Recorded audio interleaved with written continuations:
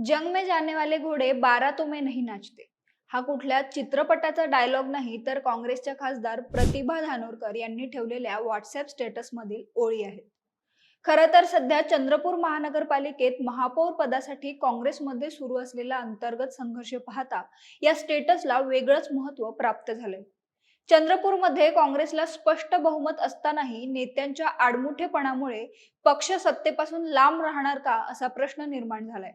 काँग्रेसमधील आमदार विजय वडेट्टीवार विरुद्ध खासदार प्रतिभा धानोरकर यांच्या वादावर अजूनही तोडगा निघालेला नाही. उलट हा वाद दिवसागणिक वाढतानाच दिसतोय. आता तर हे प्रकरण दिल्ली दरबारी जाऊन पोहोचले. चंद्रपूर महानगरपालिकेचा हा वाद नेमका काय आहे, दिल्ली दरबारी काय घडलं, यासह एकूणच चंद्रपूरच्या राजकारणाबद्दल जाणून घेऊया आजच्या व्हिडिओत. नमस्कार, मी अवंती भोयर आणि कॅमेऱ्यावर आहे सिद्धेश कांबळी. काँग्रेसच्या खासदार प्रतिभा धानोरकर यांनी सोमवार 2 फेब्रुवारी रोजी आपल्या व्हॉट्सअप स्टेटसमध्ये एक घोड्याचं चित्र ठेवलं. त्यावर जंग में जाने वाले घोडे 12 तो मैं नहीं नाचते असं लिहिलं होतं. साहजिकच त्यांच्या या स्टेटसकडे सर्वांच्या नजरा वळल्या. शिवाय विजय वडेट्टीवारांनी यावर प्रतिक्रियाही दिली. विना परिश्रमाने मोबाईल हाताळून स्टेटस ठेवायचं असेल तर या स्टेटसला महत्त्व देण्याची गरज वाटत नाही असं वडेट्टीवार म्हणाले. येत्या 10 फेब्रुवारी रोजी चंद्रपूरच्या महापौराची निवड होणार आहे. मात्र त्याआधीच काँग्रेसमधील हा वाद उफाळून आलाय. खरं तर महापालिका निवडणुकीनंतर चंद्रपूर काँग्रेसमध्ये 2 गट निर्माण झालेत. खासदार प्रतिभा धानोरकर गटाकडे 13 तर आमदार विजय वडेट्टीवार यांच्या गटाकडे 14 नगरसेवक आहेत. धानोरकर गटाच्या 13 नगरसेवकांकडून 23 जानेवारी रोजी गट नोंदणी अर्ज दिला होता, पण यावर वडेट्टीवार गटाकडून आक्षेप घेण्यात आला.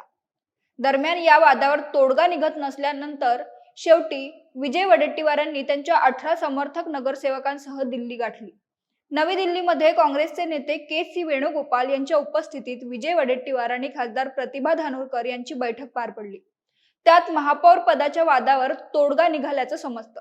यामध्ये खासदार प्रतिभा धानोरकरांच्या गटाला महापौर पद तर विजय वडेट्टीवार गटाला उपमहापौर पद देण्याचा निर्णय झाल्याची माहिती आहे.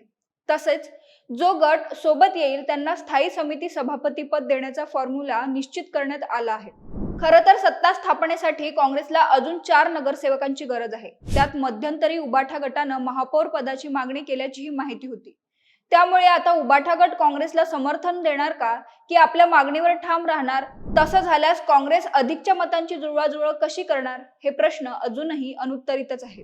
आता चंद्रपुरातील राजकीय गणित कसं आहे ते थोडक्यात समजून घेऊया. चंद्रपूर महापालिकेत एकूण 66 जागा असून बहुमताचा आकडा 34 इतका आहे.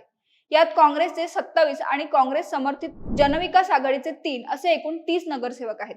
सत्ता स्थापनेसाठी काँग्रेसला आणखी 4 मतांची आवश्यकता आहे. दुसरीकडे भाजप शिवसेना युतीकडे 24 नगरसेवक असून त्यांना आणखी 10 नगरसेवकांची आवश्यकता आहे.